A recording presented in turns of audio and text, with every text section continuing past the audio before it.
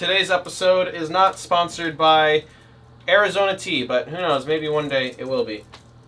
But no, I'm going to a 100 Gex concert in November. Which is regrettable, Katie. Okay, but guess who's also going? Your girlfriend is going. I was gonna say, I feel like you're gonna say it. Okay, but it's in Austin, right?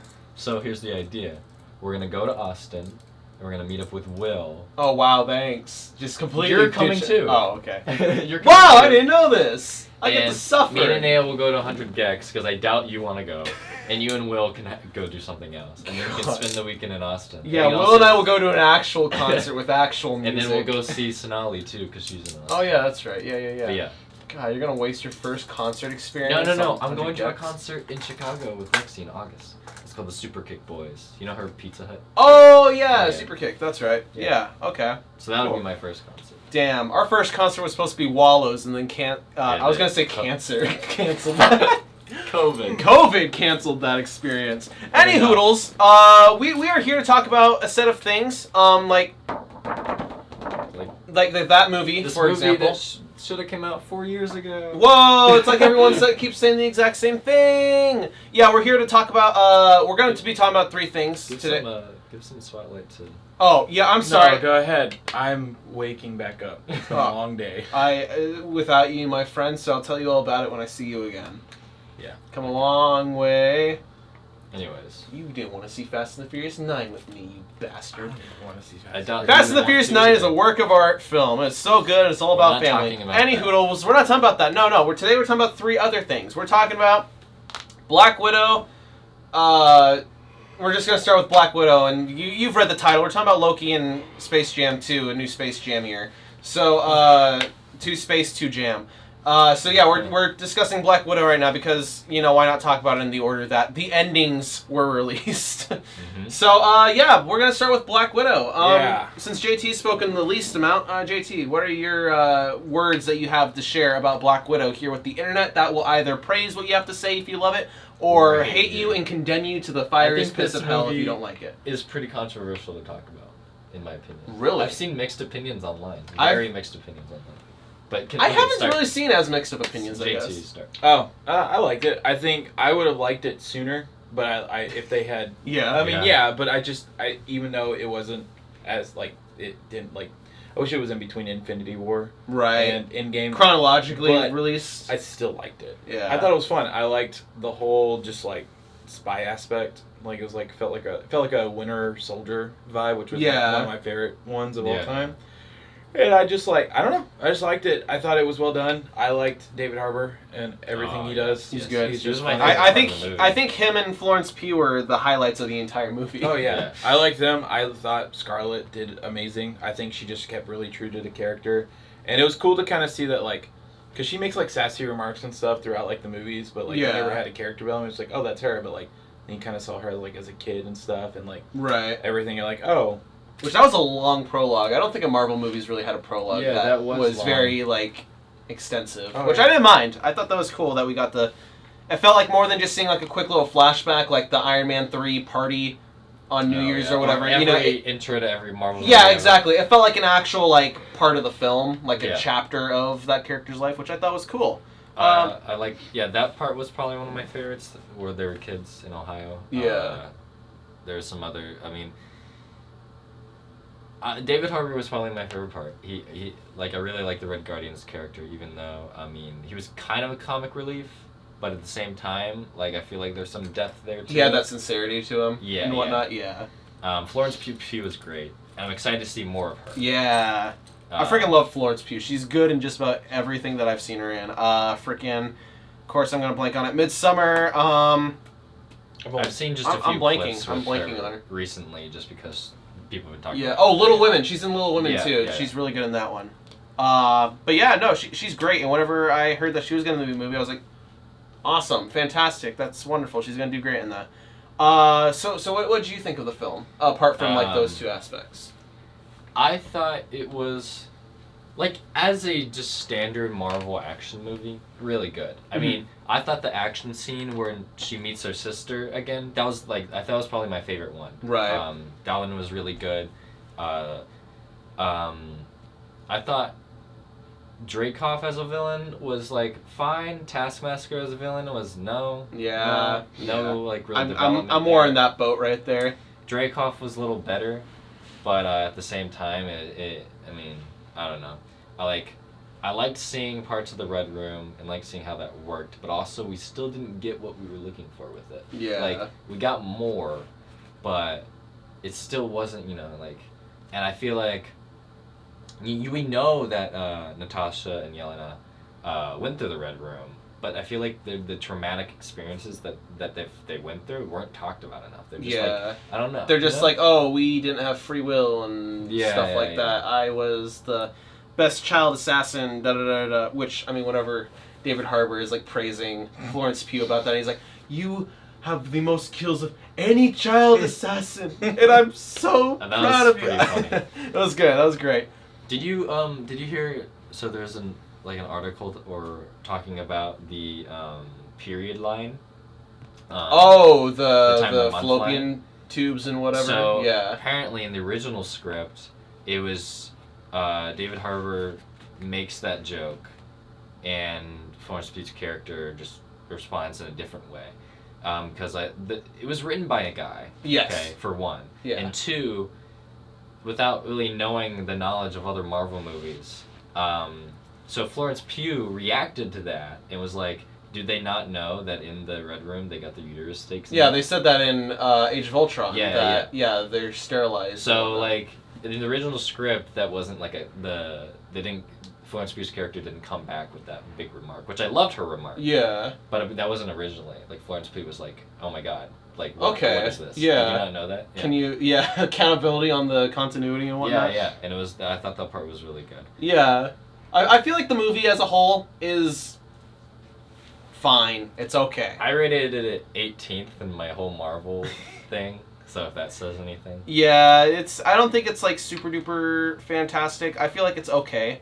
I like the ideas that are presented in this film quite a bit, but I feel like the movie never really goes far enough to with those ideas to really make me care about them. Taskmaster, I think, is really interesting because here is this, spoilers like we always do in these Real Talk episodes and whatnot, but Taskmaster, for example, turns out to be Dreykov's daughter, yes. That Natasha thought that she had killed as collateral when she was trying to take out Dreykov. That she essentially used this kid as bait to get close to Dreykov and detonated a bomb or something like that and thought the kid died. And no, it's literally someone from her past and whatnot, and the movie kind of plays with the idea of maybe Natasha felt bad about killing a kid and whatnot, and that it's kind of in this morally gray area because she's an assassin and a spy and whatnot. She has to kill all sorts of different people, and here she is having to kill a kid. And they kind of tell you, this is morally ambiguous because, it's just a job, but it was also just a kid and whatnot. But they don't really, let that sink in. I feel like they don't play with the idea enough to, really make that matter or feel important. Yeah. Because, whenever you find out Taskmaster is Dreykov's daughter, it's okay, cool, and suddenly Natasha has all this regret. Kind of out of nowhere, in my opinion. She shows a little bit of regret whenever she's talking about it with her sister. In one of the scenes where they're talking about that stuff and they reveal that Dreykov's daughter was killed as collateral. But I feel like we didn't really get that enough. It just feels kind of surface level whenever she's discussing it and kind of showing that emotion of maybe there's some regret and whatnot. It's just kind of surface level. We don't really get a full on this is something that might have been bugging her for all these years. And I think if that were the case, I think the movie would be a little bit more justified in existing because you're kind of showing off here's something that keeps her up at night or whatever, Yeah. So we never really get that until she realizes, she's been alive this whole time. What has he done to you because of me? And I feel even then, it's not really enough because it's just a sudden switch flip, and it just kind of feels you're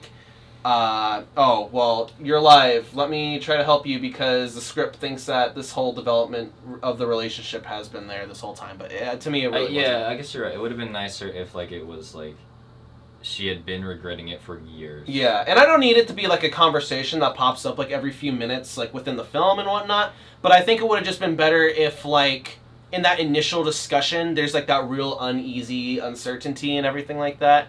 And then with the idea of brainwashing more widows and everything like that, these are people who are fighting against their will. Mm-hmm. and are tied to Dreykov, and it can be seen as collateral, like the girl who blasts her own head off and whatnot. You know, that's an innocent life that's just collateral in this fight between Natasha and her agenda and everything with the Red Room and stuff like that. You know, so I feel like they kind of tied that all a little bit more together and kind of rooted us more in that emotion. But I feel like they kind of didn't go as far as they could have. Yeah. Like I said, I like the ideas, but in terms of like their execution, I don't think that they really do too much with them. Yeah. So that's kind of why I feel like the movie is sort of a bit of a missed opportunity, in my opinion. Yeah, I think a lot of people have said, if it came out like 4 years ago, it just would have gotten a better response. Probably. And I've had the idea of, let's say it came out 4 years ago, the exact same way we just watched it. Right. Verbatim, post-credit scene and all. So think about this. You watched Black Widow in 2017, before Infinity War, before Endgame. And you watch I can't wait to see where this movie goes, right? And where this character may or may not die. Yeah. And then in the post-credit scene, you see Florence Pugh go to the grave, and you're like, Natasha's gonna die? How? You know? And when? How and when? How is she gonna die and when? Okay? So that's a big shock already. Then you see the picture of Hawkeye, and you're like, Hawkeye kills Natasha? How? His quote-unquote best friend of like all these years? And so then you're like, whoa, that's a second shock factor. And I think that would have been like, whoa, because then you go into Infinity War, you watch Infinity War, and then everyone gets dusted at the end, but not Natasha. And you're like, what? I thought this is when she was going to die, you know? Yeah. Then you watch Endgame, people are going to see these trailers for Endgame, see Hawkeye as the Ronin figure, and like, oh, Hawkeye's going to kill her. Yeah, as Ronin or something like that. And then you watch Endgame and see that she's... And they're having a race to see who can kill each other the fastest, and she wins. So I think it would have been this mix of like, how is Natasha going to die in the next few years? And it kind of would have started a little bit more buzz around that character and everything too. Because, you know, I feel like, in my opinion, Black Widow wasn't super duper interesting until Endgame. Yeah. And I feel like Endgame has that thing where... Fault. Yeah, and I feel like Endgame has that thing where it's like... in Endgame, they didn't... they gave a lot of development to the secondary characters. Yeah. A ton of development. Like, Nebula's almost the main character of that movie, I would argue. Yeah, I think she's incredible. I would argue that she is almost the main character of that movie. And so they gave a lot of development to the secondary characters. But, like, with Natasha and stuff, you know, she dies in that movie. Yeah, we never really had that buzz about Natasha, like where is she gonna pop up and where is she gonna go next. You know, we've had that for everyone else, including Hawkeye, who is just as secondary, but he can become Ronin and whatnot. So there's always talk of that, but not so much with Natasha. Yeah, and this movie doesn't feel like there's a lot at stake because we already know what happens to her. Yeah, like she's falling through the air trying to save all this, but we know she's gonna do it. Right. Like we know it's gonna happen. And that's the... Have you guys seen the theories online before this movie came out that, like, Florence Pugh's character was gonna get, like... Because there's the shot in the trailer, or the teaser trailer, where she's in the operating room table, which in the movie is to turn out to, get her head chopped open to lobotomize her or whatever. Which, I want to say... That was kind of a distracting scene for me because the doctors are very clearly ADR to be saying some evil, sinister stuff like, oh, make sure you cut open her brainus majoris or whatever and take the part out of her flim flam and do this and whatever because we're evil doctors. So that way whenever they all die on the base, you don't feel bad that these are just dudes going to work to just support their family. Going to work. Yeah, I'm going to use my medical profession on, research for the human mind and everything, and we might have to cross some morally gray areas, but this is all for the development of scientific advancement. So they tell us. So I'm going to do it for the betterment of mankind, and these guys who are probably just doing their job end up dying in this thing, and so I feel like that was very obvious ADR that was not on set, and they're like, oh, well, she's gonna murder them all with syringes here in a second. But anywho, so people had the idea that, Yelena was gonna get her face replaced with Natasha's, and that the Black Widow Natasha that we see in Endgame was actually gonna be her, and that Natasha was actually out there somewhere else with the face of Florence Pugh, so that way Florence Pugh could take over the role of Black Widow, and continue, It was still gonna be Natasha, but with Florence Pugh's face. Yes, that was a theory, a pretty popular one too, that I saw quite often before this movie came out. So dumb. I thought so too. You watch Endgame and Infinity War.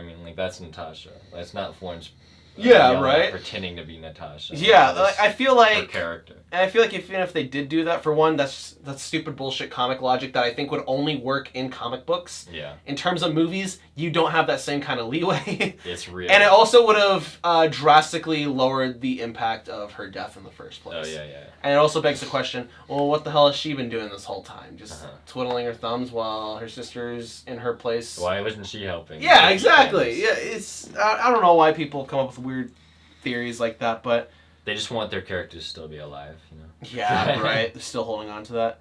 But no, like you mentioned, like with the whole like writing of like Natasha and everything like ever that. Since like, Avenger, or I mean, she got introduced in Iron Man 2. Yeah. Ever since then, it's just been like, I mean, you throw her in Iron Man 2, which I think was a fine introduction. Mm-hmm. She's in Avengers, just pretty much labeled as the sexy one. Right.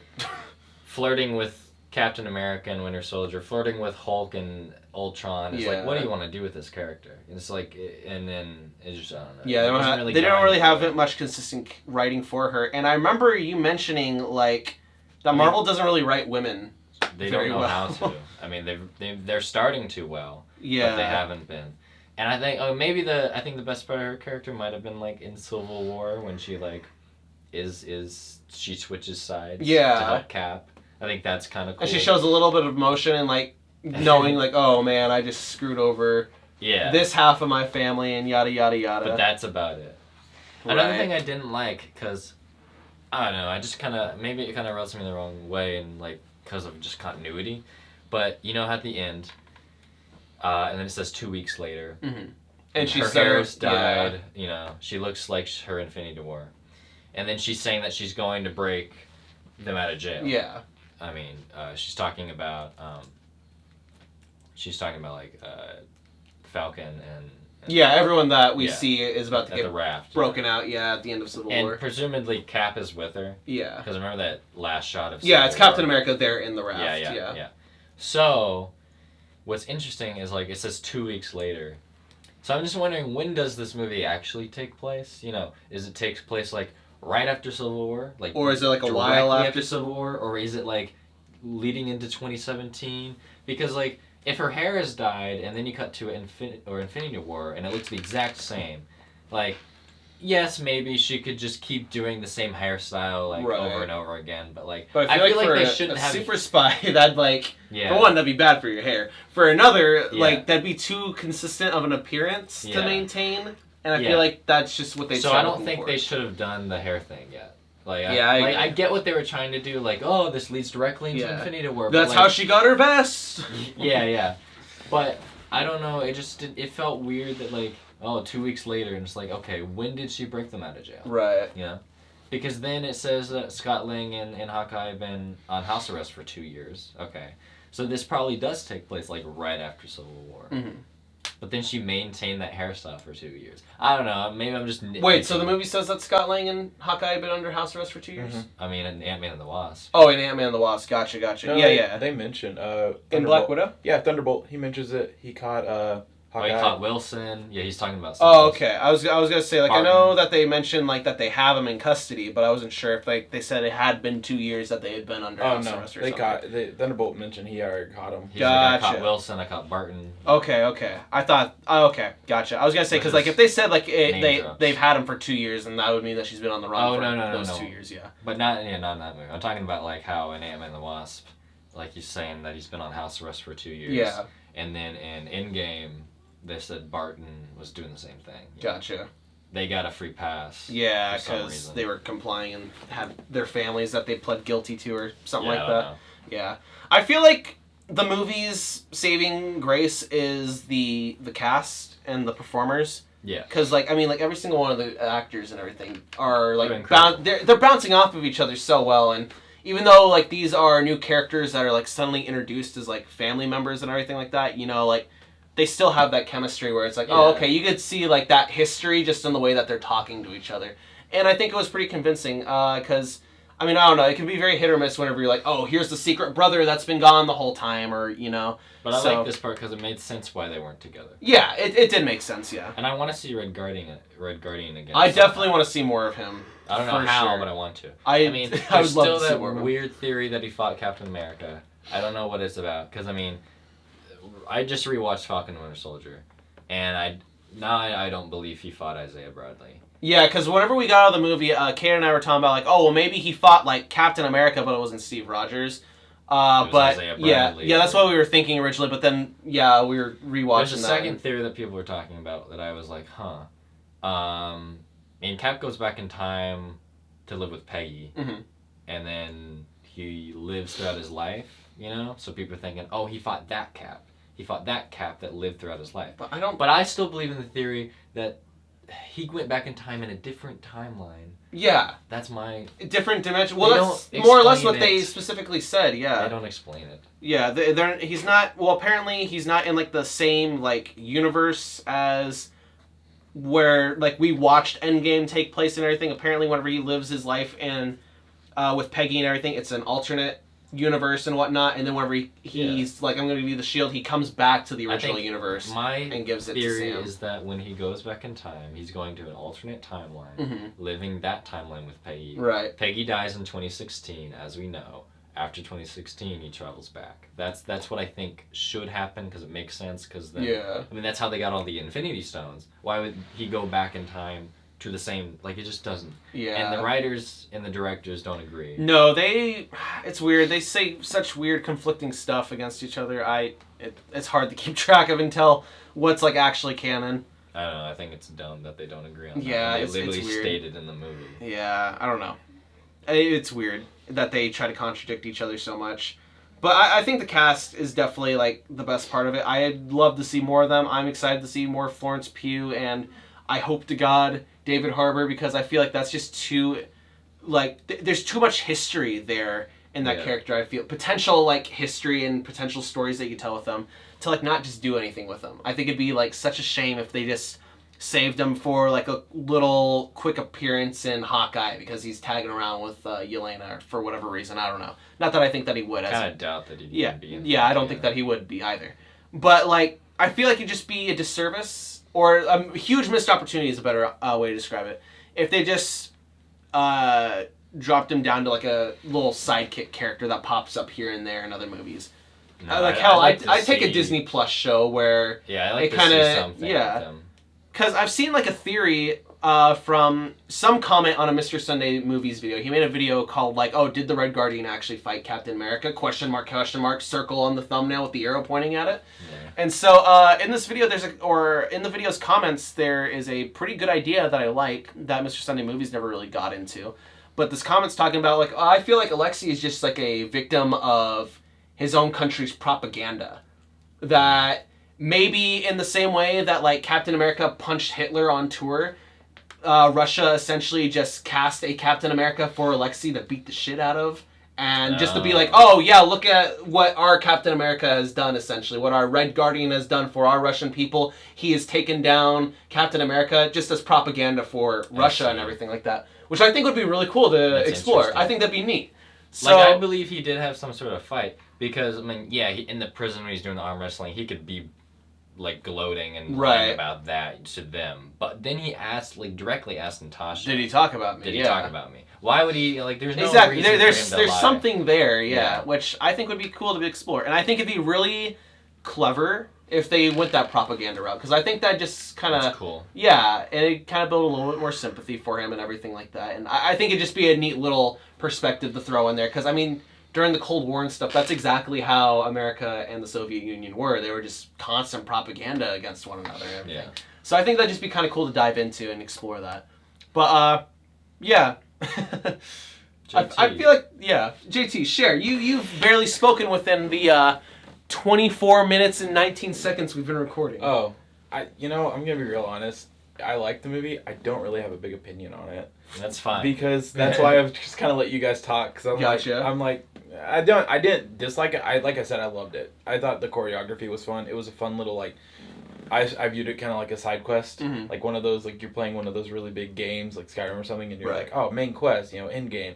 Fun little side quest. Or fun little, hey, did you know this happened while you were waiting? It is a side quest. Yeah, it was a side quest. And it was cool. It was like, oh, cool, she got to do something, It wasn't like, she just, I knew she was running away, but... other than that, I was like, after like Natasha and after like the whole grave scene, which I actually almost teared up on because I was like, oh, that I'm finally at least she gets a grave, you know? Right. Oh yeah, I'm glad. But, even though her body's still on Vormir somewhere, but, probably decomposing. Maybe. Or Red Skull's got to eat something.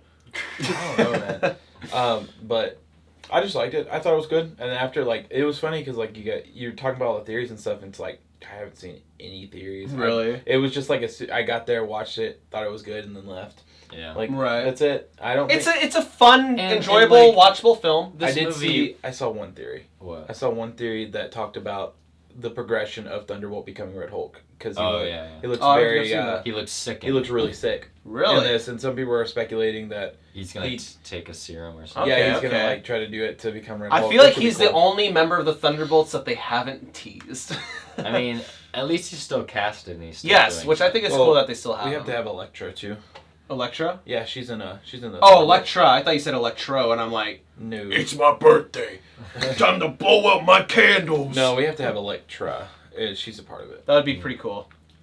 I'd hope to God that they carry over at least the cast from the Daredevil show. No, I'm waiting for the other two movies, the stuff we're about to talk about. That's why I'm like, Black Widow was good. I know you've got some thoughts on Loki.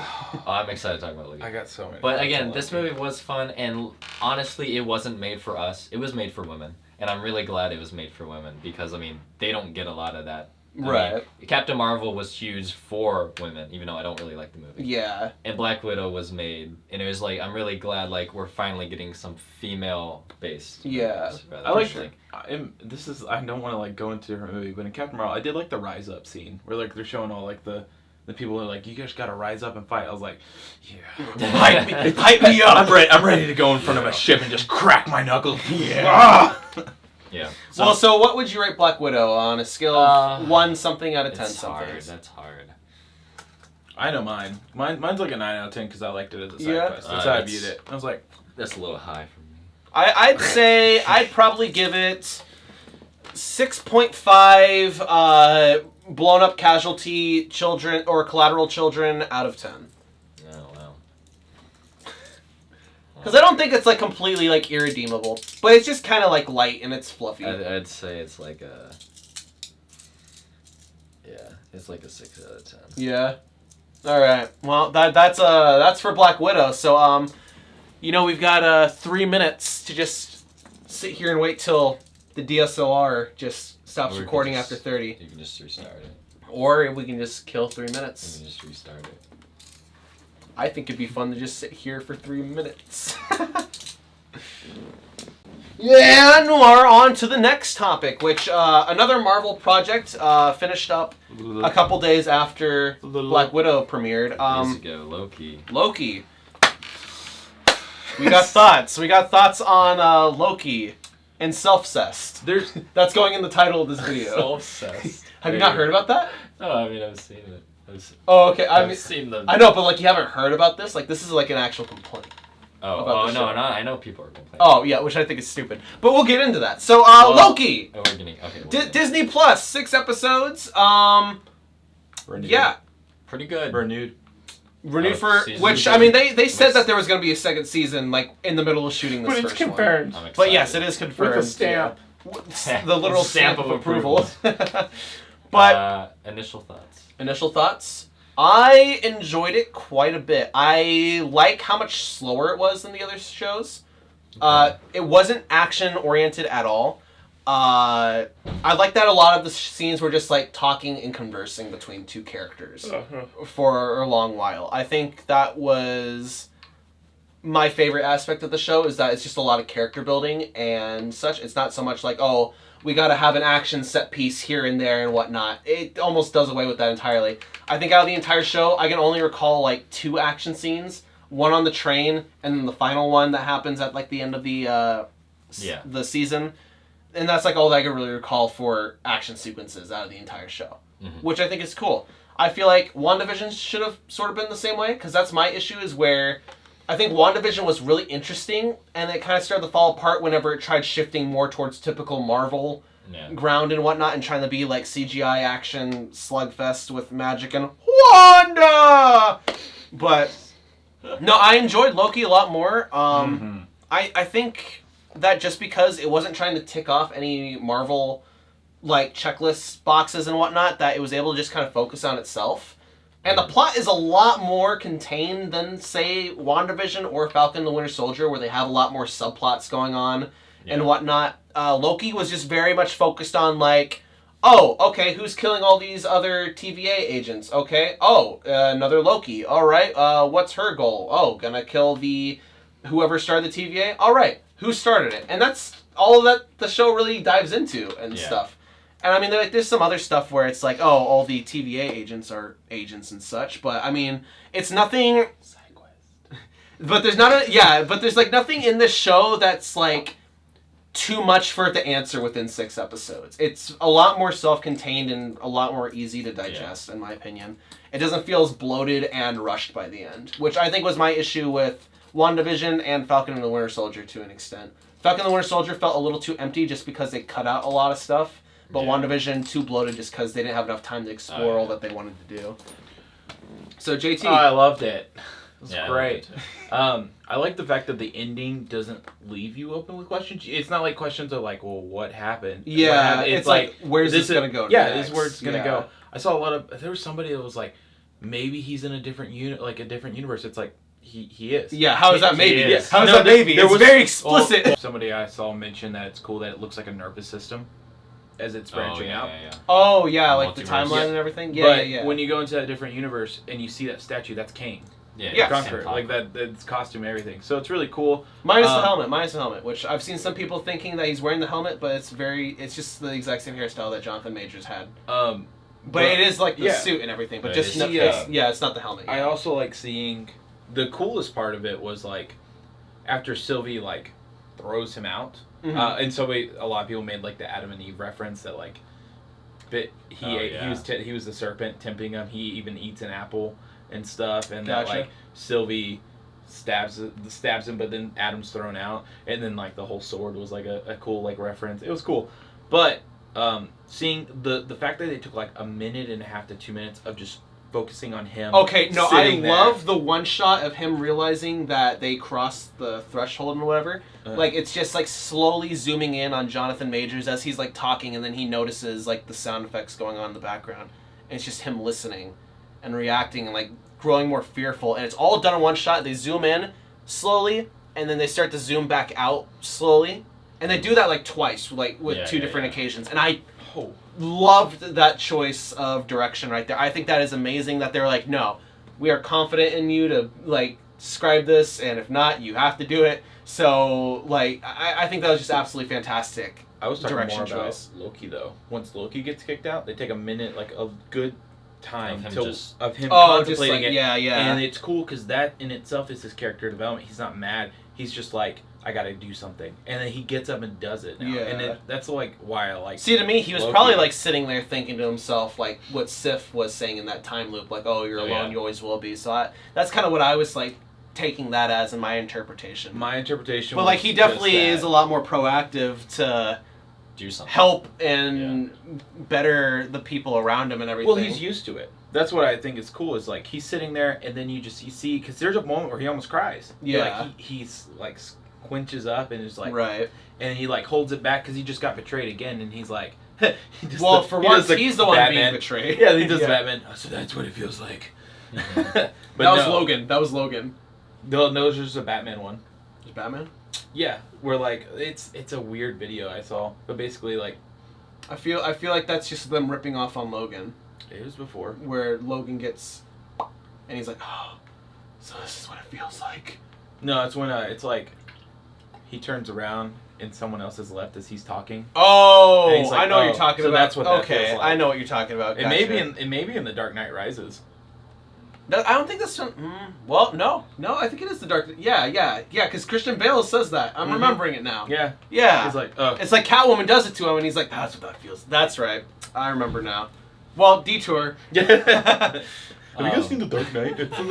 Yeah. But you were saying. What was I gonna say? Oh, people were I've seen a lot of mixed opinions about the ending of the show, and people talking about the overall experience of the show, and I've seen a lot of hate.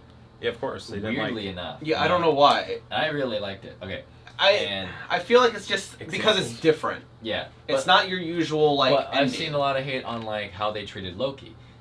People are saying, like, he's a side character in his own show. There was no real character development. They rushed his character development. I can kind of see they rushed his character development, and that's just kind of because I don't know how long the show takes place over the course of. Yeah. Because it does seem like between, like, episode, like, 2 and 3, different character. Like, episode 2, he's kind of, like, between episode 1 and 2, he's kind of, like, all buddy-buddy with Mobius, but it's like, oh, he could just be acting this way. Well, he's a survivalist. Yeah, I think exactly. that may be why they're not liking it. They forget that, like, he's already a stated character, and you know how he is. Like, you already know how he acts. Yeah. And so, like, where they might be saying, oh, he's rushed, it's actually just perfectly fine. I just feel like... He is adaptable, too. That is true. He is adaptable. But I just feel like with Loki, in terms of, like, kind of, like, being rushed, and it's nothing, like, terrible, like, or deal-breaking for me. It's just kind of, like, for me, like, if I could, like, see a little bit more of this. But, I mean, what we got, I enjoyed already. See, people are talking about... They're bringing up these things that are not even actually canon. These more, like, fan theories that people... So Gross. There's, like... Well, there's these fan theories that... My WandaVision theory didn't pan out, so the show sucks. Back before Avengers, that Loki was, like, tortured by Thanos. Mm-hmm. But that's not canon. No, that is not confirmed. That's never been said at all. Isn't it? Doesn't he like, was recruited by Thanos, and just... the Mind Stone enhanced his anger towards the Avengers. That's why he's so evil in the Avengers. But he was never. But even then, I feel like that Mind Stone enhancing thing is just kind of another fan theory. It's never explicitly stated. Yeah, he just hates. You know, he hates Thor. Yeah, it just because in Loki they say like, oh, you took that dude's eyeball out. You enjoyed doing that. Da da da da. Like that was. It seemed to be more implying that like Loki kind of did this out of his own free will, just for the opportunity of power. Yeah. Not so much of like just because he wanted to hurt people, just he had that opportunity and he was going to take it because it could lead somewhere better for him. And people were saying that he went from 2012 Loki to 2017 Loki in like a snap. Well, he did watch himself. And I'm just saying, well, I mean, he just watched his whole life pan out. Right. And he just got therapy from Mobius pretty much, and he finally admitted to what his actual goal is. He just literally just wants to be almost just accepted. He just wants to be accepted, you know? He's always wanted to be seen as equal. He doesn't want to be like... Thor's brother, you know? Yeah. Sort of he wants situation. to... And he gets the best of him, you know? Like he wants the throne, but really he just wants to be on the same level as Thor, you know? Yeah. More like, you know? So... I don't think his character... I mean, maybe a little rushed, but I don't think rushed to the extent that they're... I don't think so either. I think... But, my complaints of the show is that... I don't know, this whole show, I feel like the pacing's just a little off. I don't know what it is. Time works differently in the TVA. Yeah. It's just all rules of time and reality don't work the same way they do in the quantum realm. Blah, blah, blah, blah, blah. My second complaint is... that Loki and Sylvie should not have been a romantic relationship. See, how I kind of interpret it the entire series, because, like, you know, whenever they're going to die and they're, like, holding hands or whatever, how I was kind of interpreting it was, like, it's finally a friend that he has. And this is someone who, like, in this moment, he actually, like, has this person. They're not going to just go away at all. And that's the Nexus event, is that Loki actually has a companion. I think throughout the show it wasn't romantic, and then at the finale. Yeah. Well, wait. So he's talking to her, and he's like, "I don't want a throne, and I just want to make sure you're okay." I want to make sure you're okay, because like I saw someone say like I thought he was gonna say I just want you, and that would have pissed me off, right? And then right after that, she kisses him and throws him in. Yeah. And I don't like the maneuver. I hate the kiss. And sure, it probably was just like to trick him and throw him into the TVA. Right. But I still don't think I don't think she should have wrote that in. I just think it ruins any friendship they ever had. Well, and also That's like so crazy, even though it feels like I'm the other way, I loved it. Even though it feels like a friendship, I do feel like the show was trying to make it more of a romantic thing. Because literally everyone is like, oh, you love her, da da da da. Yeah, you even love in her. the interrogation, he kind of admits it. So, like, I feel like, even though it kind of felt more, like, impactful as, like, a platonic thing, in my opinion, I feel like the show was trying to make it romantic, and I think that I do have a little bit of an issue with that, because I feel like it just doesn't really need it. If it was platonic, I feel like it'd be more impactful. It'd be way more impactful. He finally has a friend. Exactly, because I feel like... basically himself, so he learns to love himself. Yeah. And It needs to be the alligator he falls in love with. Yeah. I thought that episode was my favorite. It was fun. I love all the Easter eggs in it. It pumped me up for episode 6, like especially classic Loki. Yeah, like, classic Loki was definitely the highlight of that episode. Classic Richard E. Loki Grant was fantastic. Insane. I wish we got to see a little bit more President Loki. Yeah, because I do. Yeah, I feel like the trailers do sort of show off. I got that backwards. We all thought it was gonna be our Loki. Yeah. But I feel like they should have shown off President Loki a little bit more, or just have him have a little bit more of an impact during that episode. Because it seems the trailers had like some variants that they showed off that were just kind of there for jokes. Yeah. The DB Cooper thing, just a quick little throwaway scene, which I don't really know why it was in there. They just thought, what if we made him that? And right. And then, I don't know. I feel like if you're going to throw it in the trailer... It was cool, but it was like, why? You know? Yeah, I feel like the trailer kind of overhypes that. Like, it's going to be like an actual I think maybe it was part of the series. To rear your expectations. Right, I'm sure. I'm sure that's exactly what it was. We still have shots from the trailer that we never saw. Right. And I don't think we ever will see. I just didn't... Loki on the throne. in Asgard, he's got an entirely different outfit. I don't think it will. I think, See, I deleted scenes. Yeah, Mr. Sunday Movies was talking about this in his episode 6 recap, discussing like that he felt like those shots were gonna be like overlaid of like what Miss Minutes was like promising him or whatever, where it's like, oh, you can have the throne of Asgard, and they're go back to New York. Yeah, and they'd kind of show off like that perfect vision of life that maybe Loki would be feeling, even though by now that's not really what he wants anymore. Yeah. So he theorizes that's kind of what that was intended for, and they just cut it out because it just didn't have to be in there. Yeah. Which I'm like, it doesn't have to be. I was so curious about it, because I really thought the villain was going to be an evil version. Yeah, Kate and I were texting each other quite a bit, like, before the finale came out, and we're both talking about, like, well, who do we think the villain is? Nah, I mean, maybe Kang, but it can't be Kang, because general audiences wouldn't really know who Kang is, da-da-da-da-da. Which I'm glad they went the Kang route, because I think that's really cool. The way they went the Kang route is good. Yeah. If it would have been Kang the Conqueror, I would have hated it. Yeah. But it's not Kang the Conqueror. It's just a different idea of him. Or like Immortus. Yeah. And some people right now might be dissatisfied with that character. But he's gonna, in the long run, they'll be happy it was introduced. I think it's a great I think it's a great setup, because it's like, who is this? It's a guy who's wary of himself, the worst potential of himself. And I like this because now he's playing this like goofy, like jumping around type guy. The next time we see him, he will not be like that. Exactly. He's going to be like pissed, or he's going to be like, I don't know, a very different version. I think it'd be cool if a lot of the Phase 4 movies at this point, or like even like just the films going forward to like their next like Endgame sort of situation, was kind of like they're dealing with their own Kang until like this multiverse stuff gets sorted out. Because I think that'd be cool. It's like Spider-Man No Way Home. It'd be kind of cool if Spider-Man were taking on a Kang of his own or something, you know. I'd like to or see... if like a Kang is a villain in Doctor Strange 2. Yeah. Because maybe he's trying to do something by bridging multiverses or whatever. And I'd like to see... I've seen a lot of videos talking about the Iron Lad thing. Mm-hmm. How, I mean, Kang from the future goes back in time, talks to young Nathaniel Richards, which is Kang. Great descendant of Reed Richards, Mr. Fantastic. So I'd like to see, and then he decides he doesn't want that fate and becomes Iron Lad to defeat Kang the Conqueror. Right. And which I think is really cool. That would be neat. And I'd like to see I think they can do so much cool stuff with this, and I hope Kang isn't just someone who pops up here and then doesn't show up again, or not necessarily doesn't show up again but doesn't show up solely in Ant-Man Quantumania, yeah. Because I'd love for him to have a bit of a lasting presence popping up here and there. I would like it to not...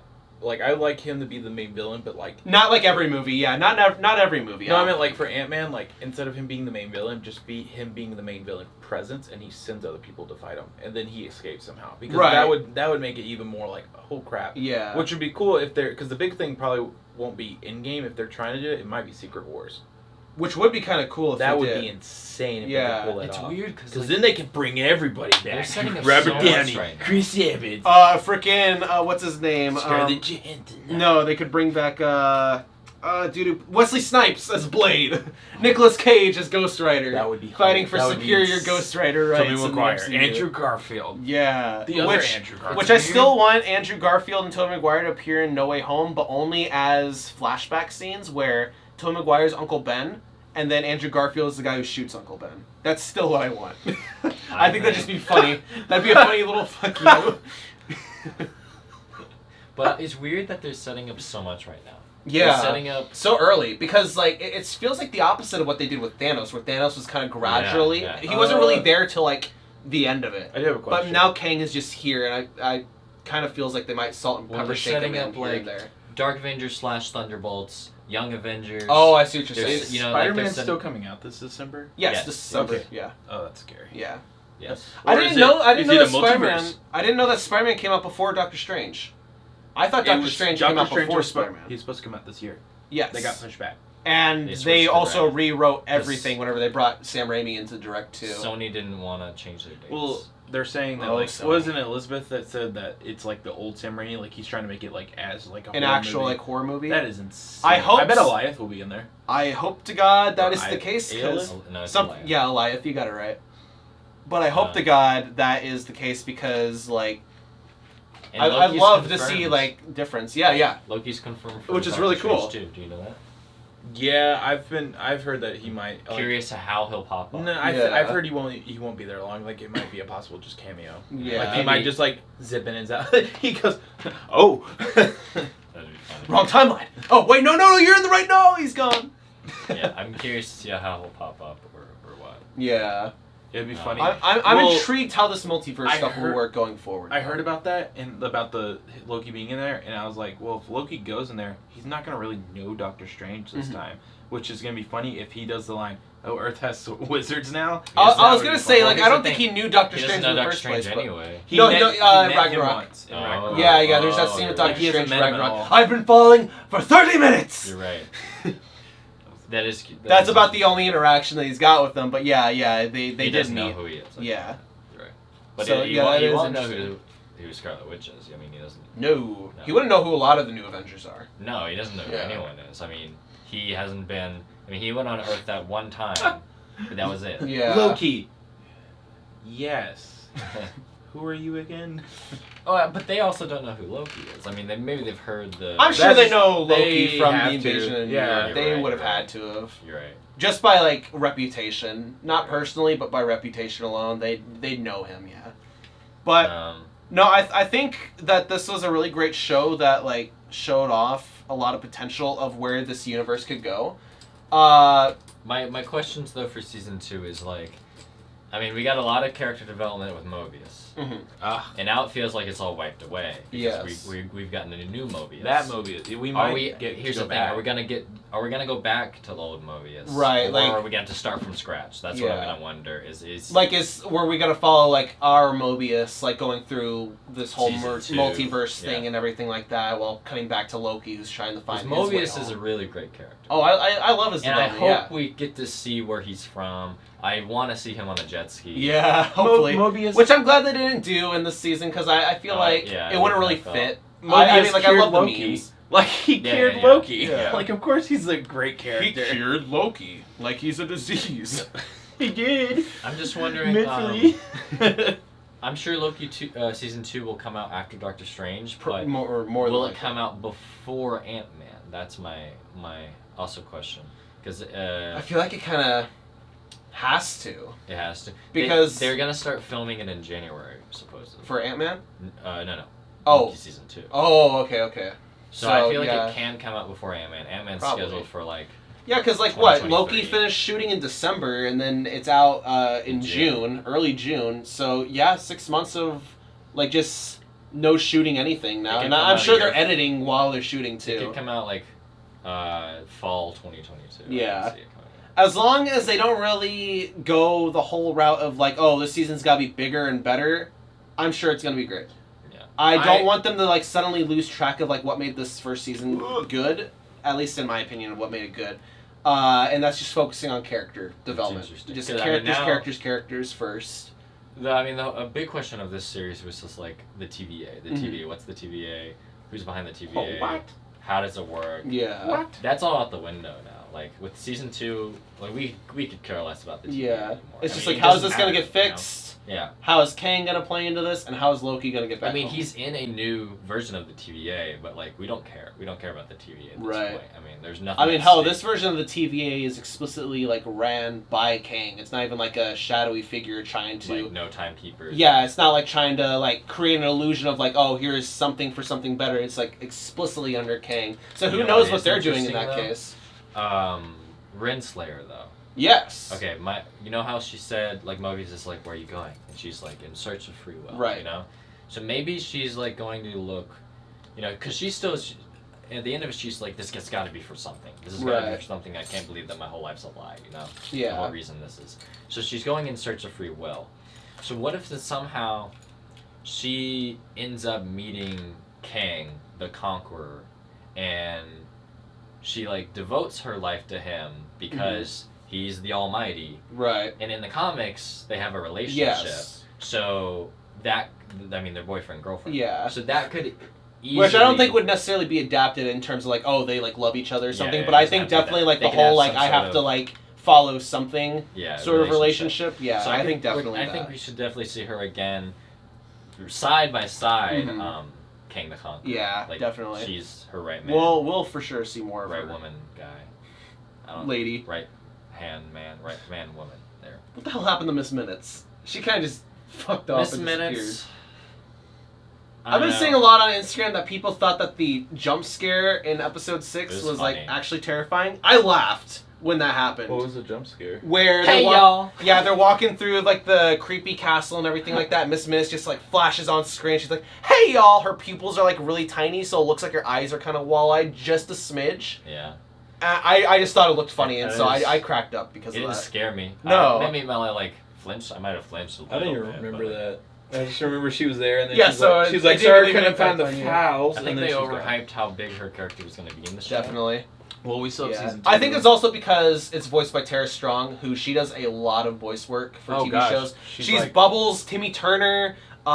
She's a lot. She is a lot of characters. You search up her name, you'll recognize just about everything that she's been a part of. Like, at least by name of that property.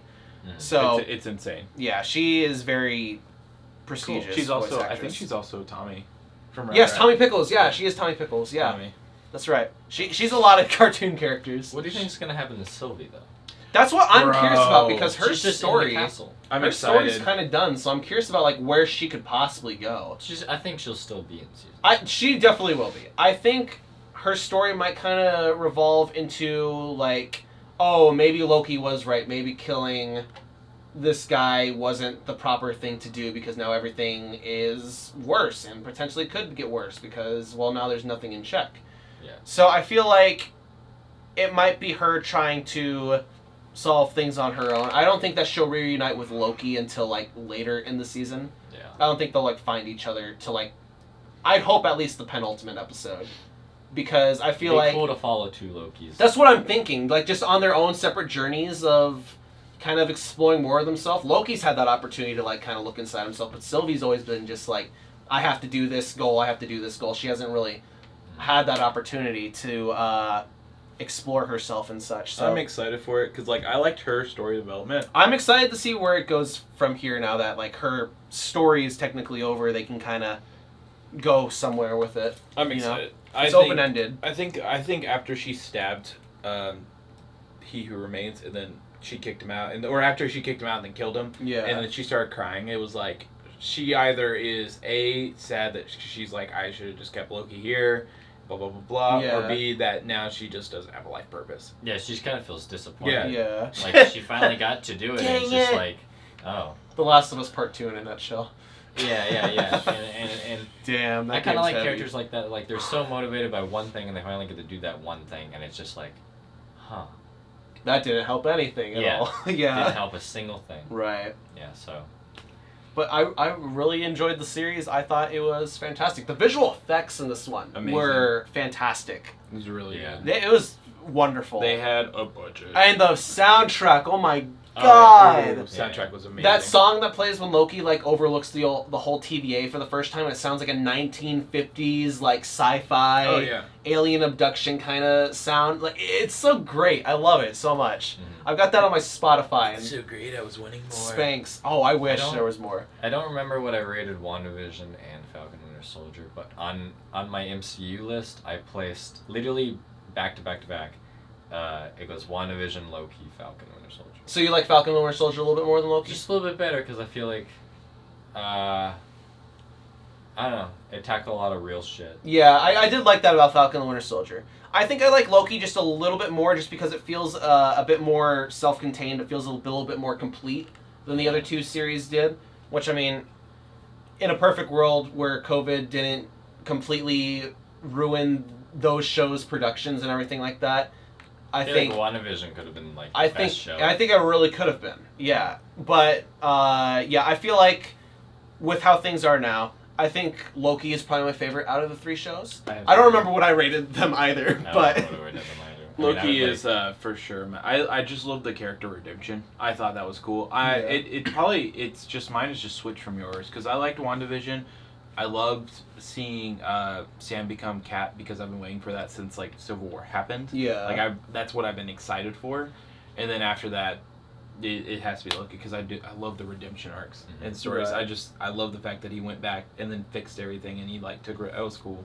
Yeah, and like really grows. There's really parts to each show that like I love a lot. Right. I mean, the first few episodes of WandaVision are fantastic, wonderful. What they tried to what they were doing, so good. And like, there's really like some great parts of Falcon Winter Soldier. Yeah, great subplots that. John Walker. Yeah, John Walker is fantastic. The whole thing with Isaiah Bradley, I think, is incredible in that. So I feel like they really made the dilemma of Sam picking up that shield actually like worth exploring and telling. Because I mean, a lot of people, whenever the show's coming out, of course they're like, "Oh, well, Captain America gave him the shield. Why is he questioning if he should have the shield?" I think I think they really justified that. Came out, people were like, "Well, Sam doesn't deserve it. Sam doesn't deserve it." What? Bucky. Yeah, it should have been Bucky. No, yeah. I mean racist people. Of course. In general. But like, then you have a whole show. And then, of course, pissy little fanboys who are like, "Oh, this is how it is in the comics." Well, literally, that one version is, yeah. Yeah. Well, because Bucky gets the shield first, because for the longest time he was Captain America's sidekick and all that. But, I mean, yes, Sam does eventually get it, but Bucky got it first, so it should have happened that way. Not necessarily. Yeah. But then you have a whole show in response to those people. Yeah. So here's why Sam literally deserves it. Yeah. And I feel like, I don't want these movies or shows to be just like the comic books. Oh, yeah. Because there's some things that work in comic books and some things that don't. Like, for example, what I mentioned with Black Widow, where, Yelena was Natasha in Endgame the whole time.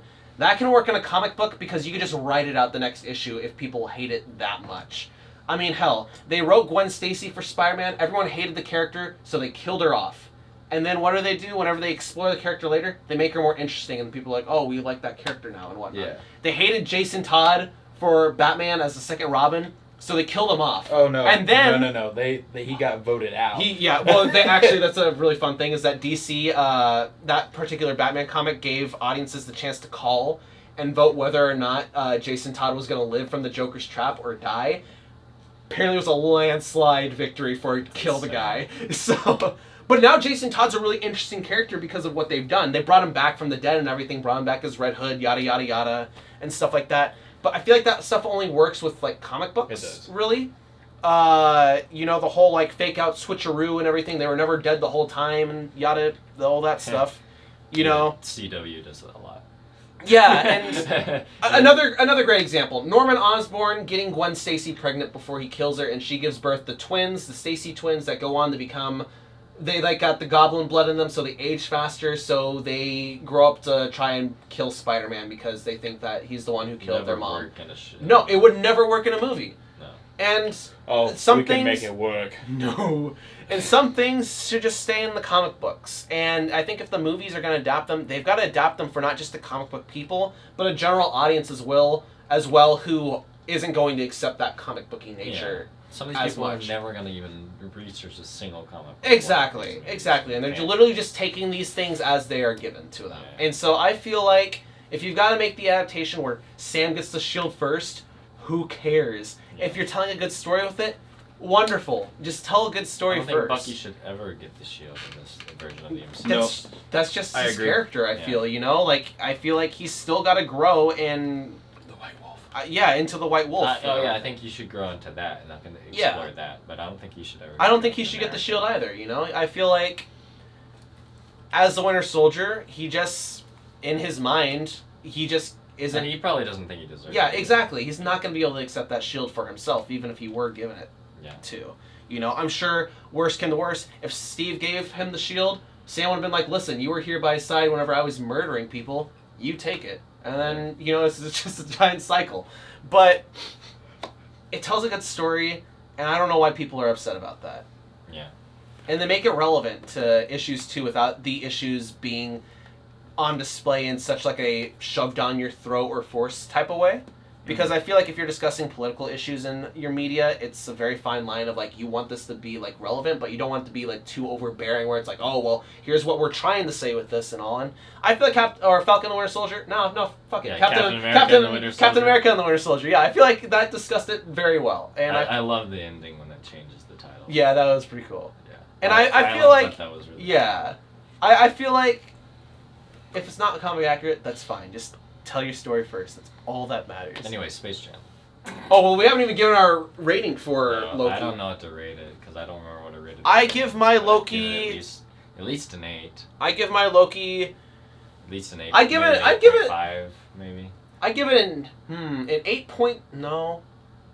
A 9.1 variance of gender fluid out of 10. Oh, that's another thing that pissed me off. Actually, that was something I was going to talk about. So Loki's gender fluid. And then he's like, have you ever met a woman variant of us? And they're like, a woman?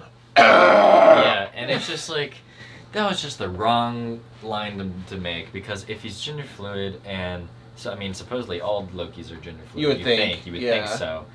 Why are they disgusted by that comment? Or not even just like, just turned off. Vagina? And it's just like, that was the wrong move to make.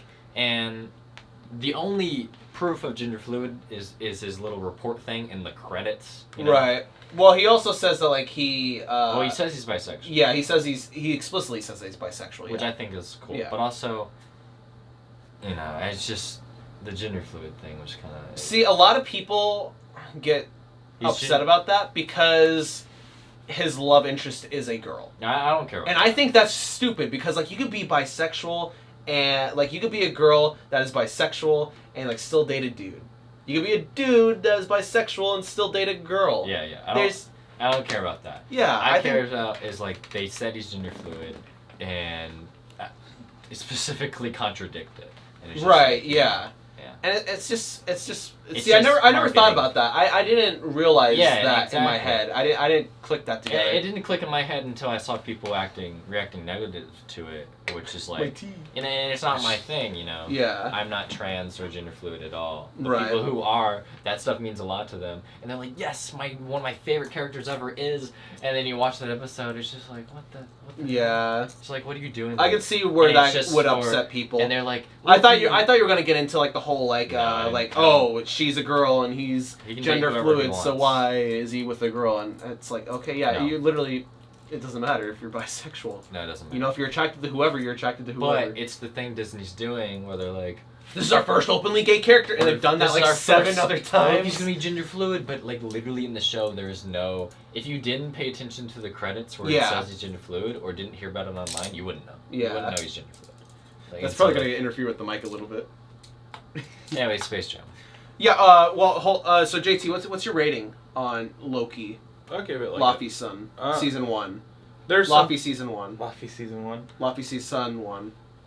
Anywho, I give it 9. You give it a 9? Yeah. I liked it, and there's obviously things that could have done better, but not many. Mm-hmm. It's really small, minute detail things. Yeah, but honestly, I'd agree. It's like I think it was really good. It'd be splitting hairs if you got into it. It's just kind of like I really enjoyed it. It's fun, and I made Loki more of one of my, if not my favorite character at the moment. Yeah, like. I'm just ready for them to make a Ghost Rider movie so I can be like, yo, Ghost Rider is my actual favorite character. I just hope they bring back the flame piss. That's all that I want out of Ghost Rider. So, as Kanan's been wanting to discuss. Space Jam. Space Jam 2! Too jam. Space jammier. New Legacy. A new leg. Assy. I'm your father. You listen fun. to me when I'm talking to you. It was a fun movie. I enjoyed it a lot, and I enjoyed it a lot more than I thought it would. Before the movie came out, I was looking at like what people were kind of thinking about it, like rating percentages and everything. This movie's getting shit on all over the place. I don't know why. It's like not being looked upon. I might be like sitting here and like maybe I was in like too good of a mood watching this movie last night, but I had so much more of a better time watching this one than I did the original. I don't really like the original movie that much. I do. Whenever we watched it last year in Arkansas. I thought it was really good. But I think it's to compare it to the original, no. I had just a little bit more of a better time with this new one than I did with the original. Okay. Because watching the original one, I'm like, it's fine. It's okay. No, I think you should. Okay, no.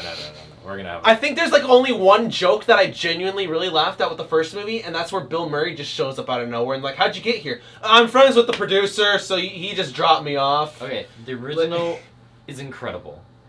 This one is also really good, but the reason I don't think you can compare is this one was just a way for Warner Brothers to say like, here's all of our properties that we've made. And the original was so much good because it was just so self-contained, okay? These space people, and it doesn't make sense, and that's why I think it's so good. These space people, not the Xbox controller. Want to challenge the Looney Tunes to a basketball tournament. Right. And they recruit Michael Jordan. And that is just so insane and funny. This one, I think, is just too complicated because it's just like this. They're trying to make it deeper. Yeah, the like serververse, and Don Cheadle's there, and he's just like he's so evil, and like so they're bringing all these Warner. I just feel like it was way too complicated. Right. You know? And it doesn't really make sense, with the whole basketball thing, because like these are obviously the same continuity because they talk. They mention it briefly. They know that Michael Jordan exists. was in the movie. Yeah. Don't you mean Michael B. Jordan? That Which part was great. That was a really good joke. I knew about that.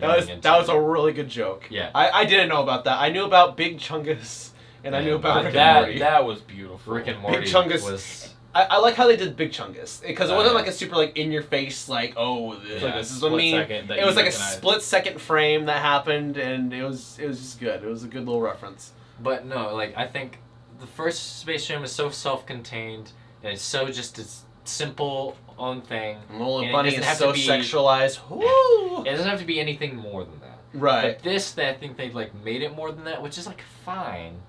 But as much as I loved seeing, Lola Bunny in the Amazons, that was so cool. Yeah. I loved seeing like all the little references. It was also just a way to put those in there, Right. And like, how can we have the Looney Tunes crossover with like this really popular DC, brand? Yeah, like Game of Thrones or mention Harry Potter and stuff. Yeah. Or a Clockwork Orange somehow. Oh, that was like wow. That was weird. I don't know why. Let's have all these Warner Brother products. All these kid-friendly Warner Brother products, and then we'll put the rapist from Clockwork Orange just cheering. It's time for a night of ultra violence on the court. That's weird. And milk. Anyways, I don't think it's better than the original at all. You don't think so? I think it's a great. I don't know if it's better than the original, but I had a better time watching this one than I had watching. I think there's a lot of good gags, a lot of good jokes. All the stuff in the animation, I think. Really, like the 2D animation, which this movie spent a lot more time in 2D animation than I expected it to. Yeah. Which I appreciated. Because, I think there is nothing cooler than seeing a 2D animated drawing on a movie screen. It's so good now. I remember watching the second SpongeBob movie where, like, most of it is in 2D animation. And just, like, looking at it, I'm like, God, this looks fantastic. There was a 15th anniversary re-release of The Iron Giant in theaters several years ago that I got to go to. And just a hand-drawn animation and everything like that, where you could see the pencil marks and everything like that. Seeing it on a big screen, I think is just the coolest way. The way that you could see like the little pencil lines jitter and such like that, just ever so slightly as they had to redraw everything like almost perfectly and trace it where they had the trace and everything. I think that's just so neat.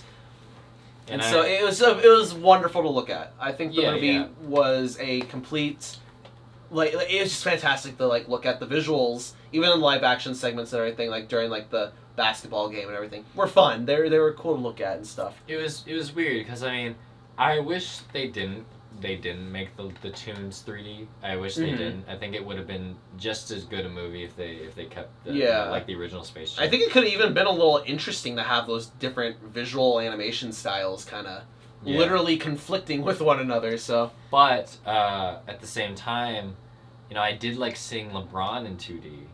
Yeah. And if they're gonna make LeBron in 2D, I guess it makes sense to make the tunes in 3D. For the final game, and it's also supposed to be a 3D game and everything too. That's like actually rendered on a console or whatever. So yeah, I do agree. I liked how they looked, except Taz. Taz, I don't know. For some reason, Taz looked off to me. I don't think I even noticed Taz, to be completely honest. He should have got more screen time. I think. Definitely. But I feel like Lola Bunny was the one that looked weird, like her little like bunny mouth or whatever. Before it like actually splits off into the actual mouth that like opens, like just a little like bunny fluffies that like hang over like the teeth or whatever. I thought it looked really weird. It looked too much like a pair of butt cheeks in my opinion. For Bugs Bunny, looked perfectly fine, but I think Lola, it was just too prominent around like the edge of that. So I don't know. It just looked weird. And another thing I said to you on the way over here, I said, you could have taken the Looney Tunes out of this movie. I think it would have been the same movie. Pretty much. LeBron James meets someone from Warner Brothers. You could have replaced recruiting. Yeah, that's the thing. Like, I think you could have replaced like the Looney Tunes with like the SpongeBob characters. Would have been the same movie. Yeah, right. And I feel like that's like what's a part. Like that's a flaw.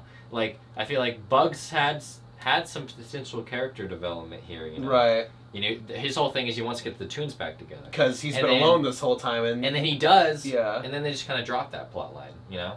He's got the Tunes back together. And that's it. And there's no realization of like oh man, maybe we should like move on and like grow or something like that. And then they just spit in your face like, oh no, we're not gonna grow or change. And then he's dying. Yeah. And he dies, and I was like, oh, okay, that's kind of cool. But I thought it was too abrupt of death to like actually. And then he gets back, and then he just comes back. Yeah. No, he doesn't just come back. He goes back to the real world. The real world. And you're like.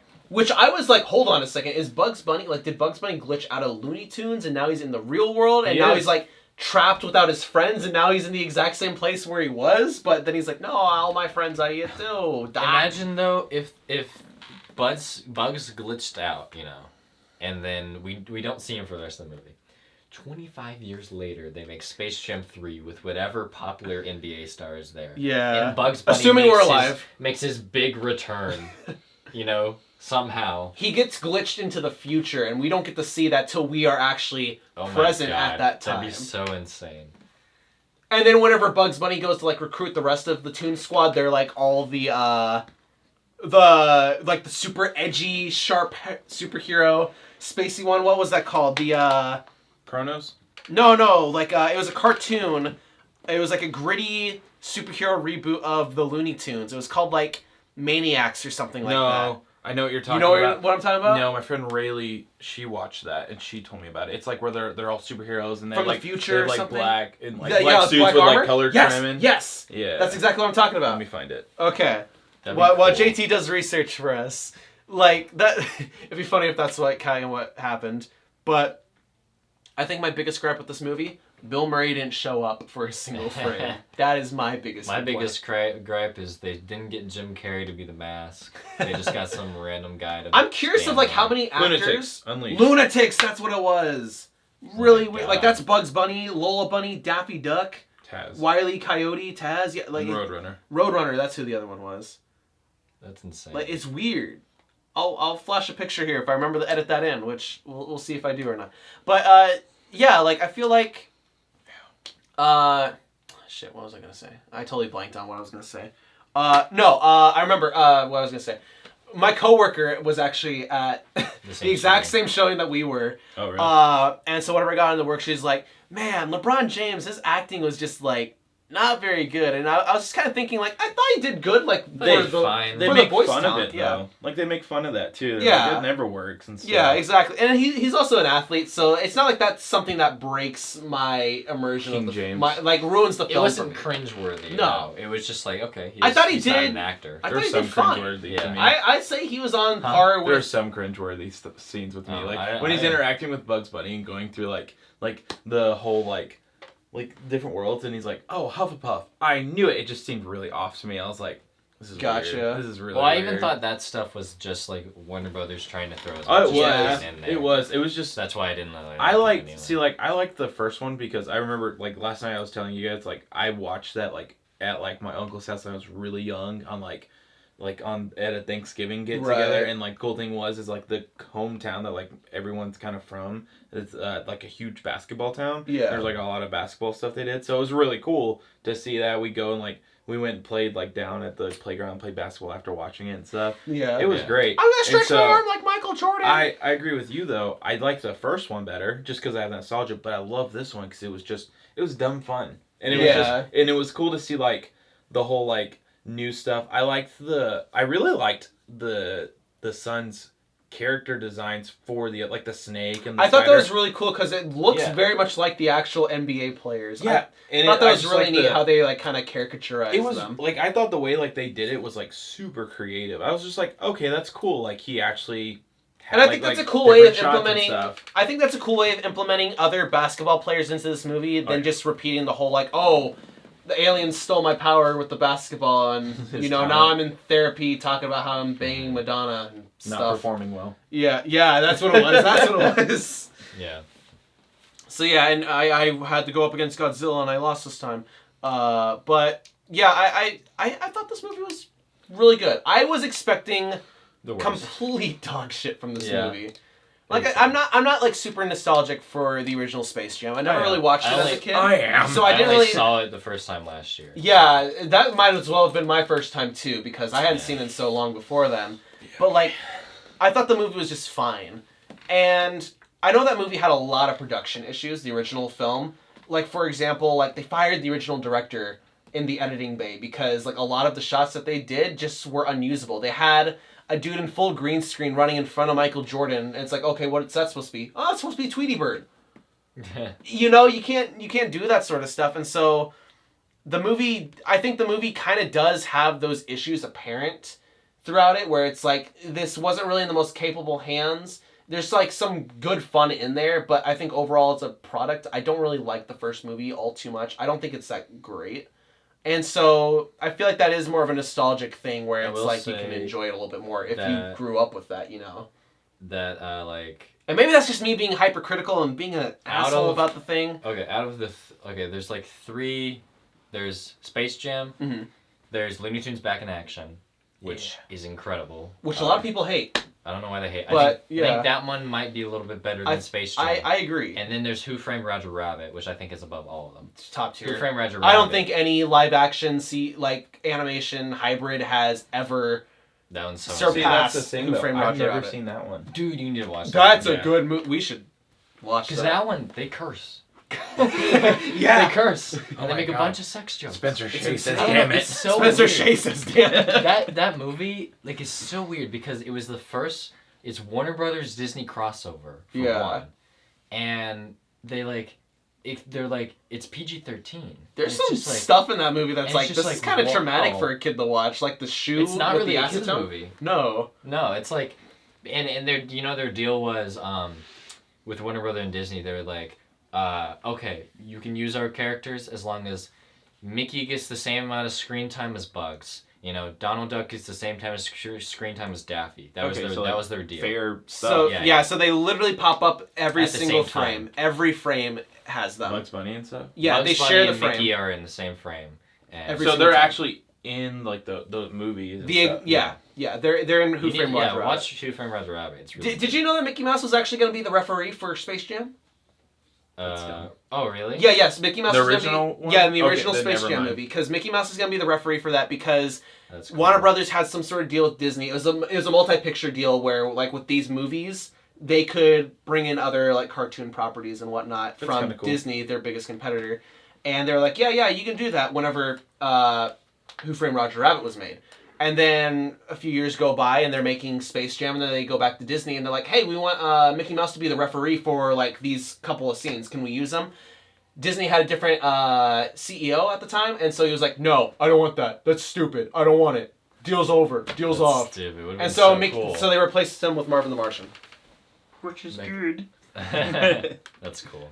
But yeah, that's why Marvin the Martian doesn't really have a presence, because they're like, damn, who do we just throw in here to be the referee? Marvin the Martian in all of the movies. That is true. Really that is true, but he's like... I don't know why they don't put him utilize him more, yeah. Like, I get it, he's from space, he's not really grounded to the Toon World. Yeah. We need a Duck Dodgers movie then. Oh, I would love Bro, I would love Duck Dodgers. Duck Dodgers Pop Funko that they had at like Rick's. I was like, I don't care how much. I remember that show. That was a good one. I need to get a Porky Pig one. That was a good show. But I never grabbed it. They're gone now. Oh my god. But I got the Duck. The Notorious P.I.G. That one, I thought that was, like, the way they put it in there was good. It was funny.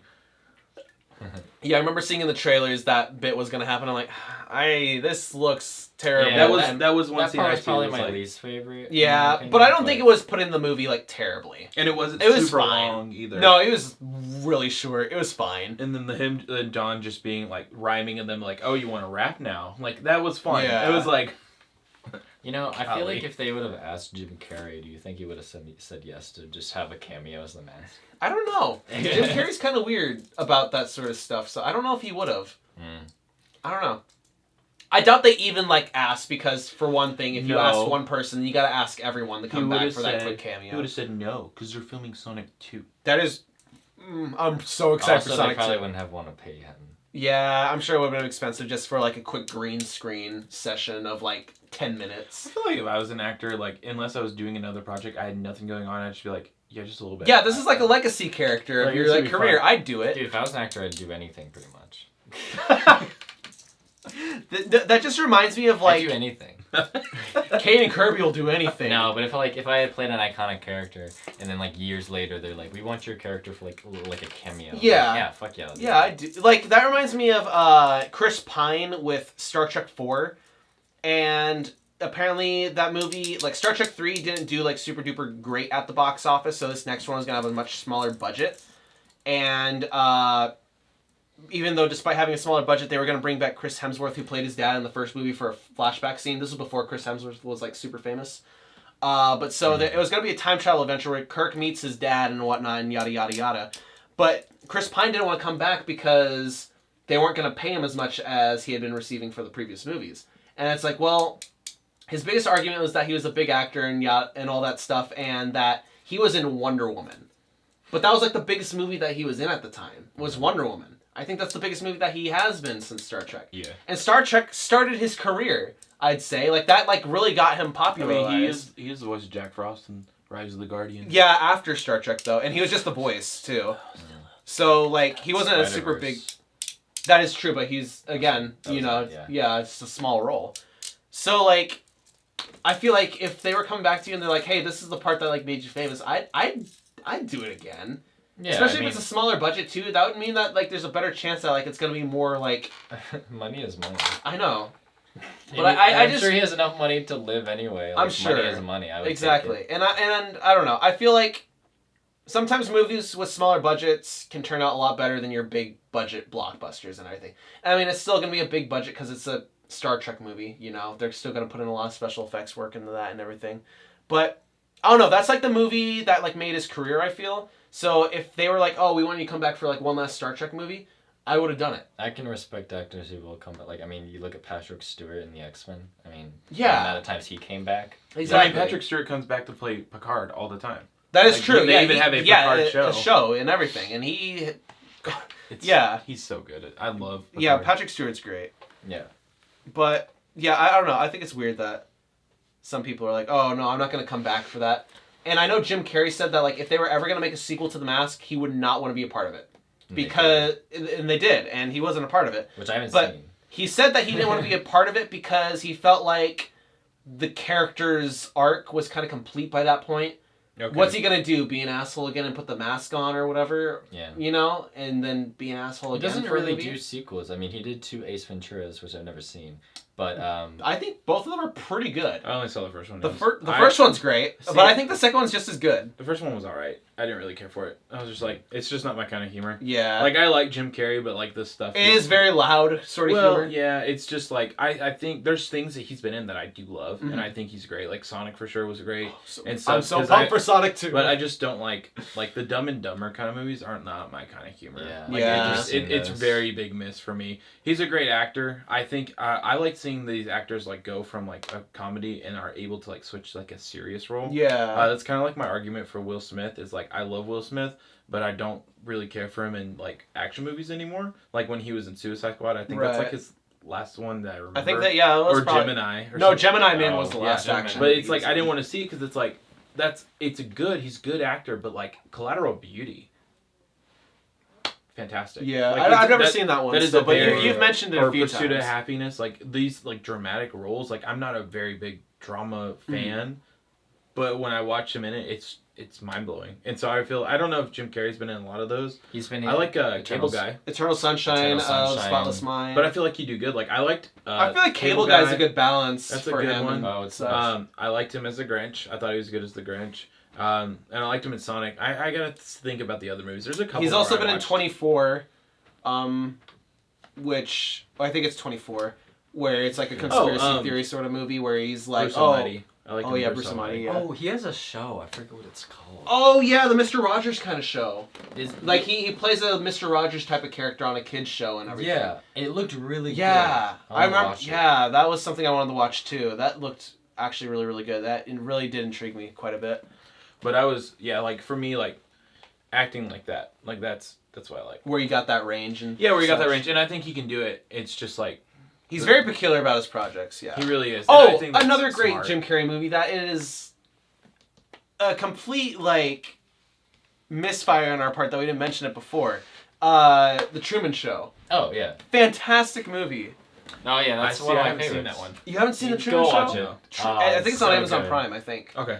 it's on something. I'll But do it. Okay. Yeah. It's so good. No, it's for a little bit it was free on YouTube. So Really? Maybe Okay. Great movie. That's another one of my favorites from Mr. Carey. Yeah, it's cool to see him do some like really serious roles. Like Yeah. Eternal Sunshine is incredible. Whenever I told Pete about the movie, he's like, "This might be my favorite new movie." Yeah. Yeah, but like, or it's cool to just see like comedic actors do serious roles. Oh yeah. Like I mean, Adam Sandler doing Oh, yeah. Uncut Gems, which is going to be inducted into the Criterion Collection in October. Really? Yes, it is the first A24 film to be inducted in the Criterion Collection. At Goodwill it's a DVD for Punch Drunk Love, which I've never seen. Oh, But, I haven't seen that either. It's another serious role. For Yeah, me, yeah. So it was $1, so I was like, okay, I'll get the DVD. But yeah, like, it's cool to see Adam Sandler, who was like known for his like Comedy movies. goofy characters. Yeah. But yeah, I thoroughly enjoyed Space Jam. I'd give Space Jamier, it's not like a super mind-boggling amazing movie, but it was pretty fun. I'd give it... You give it a 7. I was gonna say like a 6 point, like... You know what? Just because it's wacky and it's tuning... Oh, you know what? That reminds me. Something I did not like about Space Jam 2.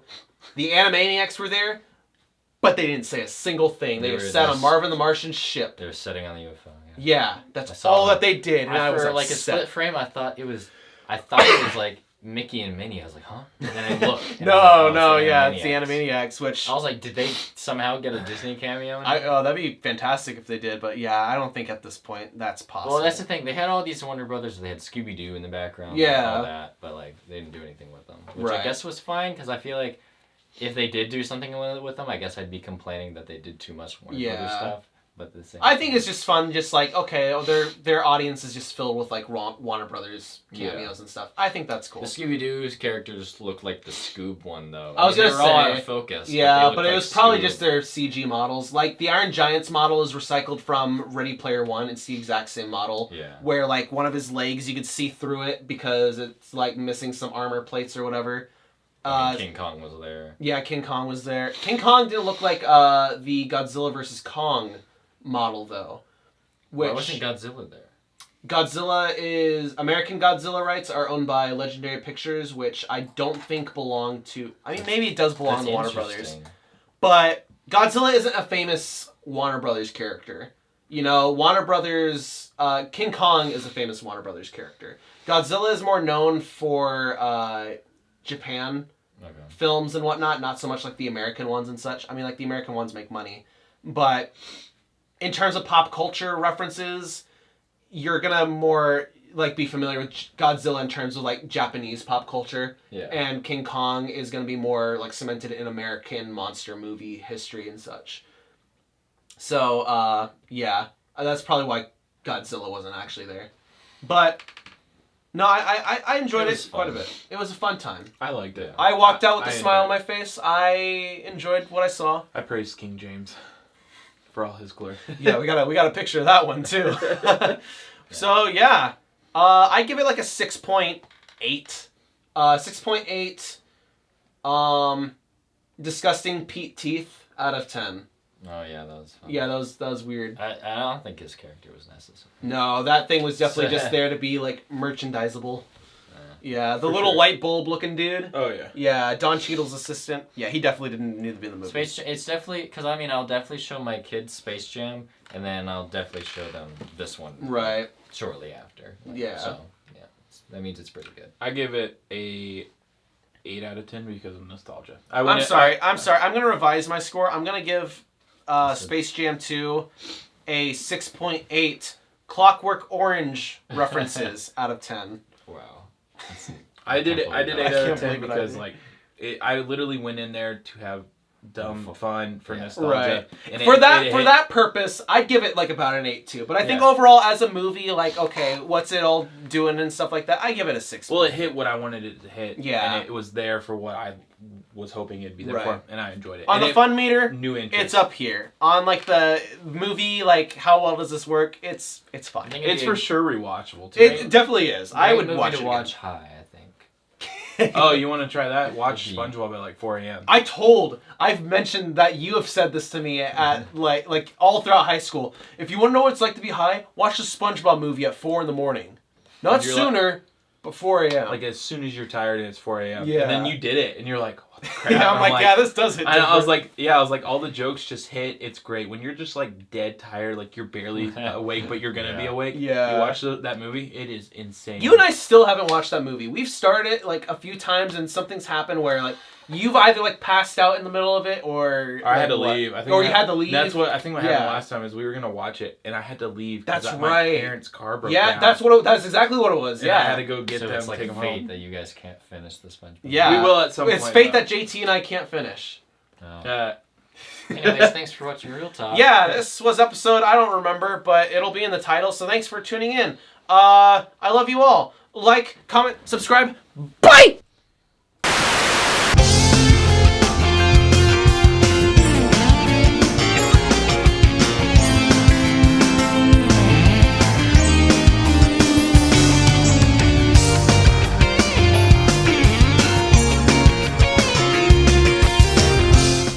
Hey guys, we'd like to wish our Patreon producers a super special thank you. Alyssa Ward, Anaiah Belk, Charlotte Howard-Check, Dungeony, KrisKringle, Logan, Rehird Shan, and Rosie Campbell. Be sure to follow us over on Instagram, Twitter, and Twitch. And if you'd like to support the channel, you can buy merch from us over on Teespring. Everything is linked in the description down below.